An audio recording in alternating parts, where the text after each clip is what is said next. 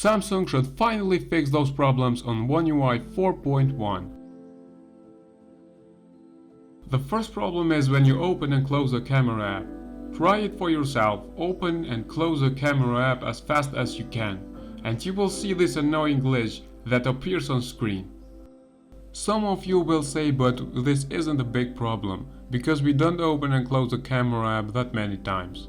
No, but we paid $900 to get this device, with this glitchy UI, and Samsung doesn't care about those little things. The second problem or bug is the notification lag. Sometimes when I get a lot of notifications and try to scroll up and down, the notification panel lags a lot. On One UI 4, when I plug the charger and immediately try to check my notifications, I can't see anything for 2 seconds because the blur stays too long on screen.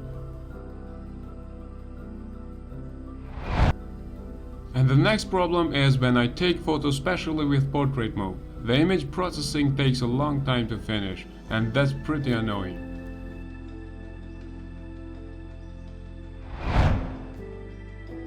This next one is when I am unlocking my device using my fingerprint scanner. The animation feels and looks choppy, so I really hope Samsung fixes this on One UI 4.1.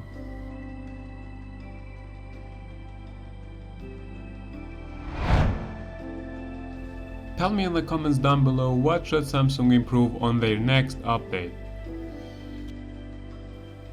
If you want to know on how to make navbar hint transparent, watch this video.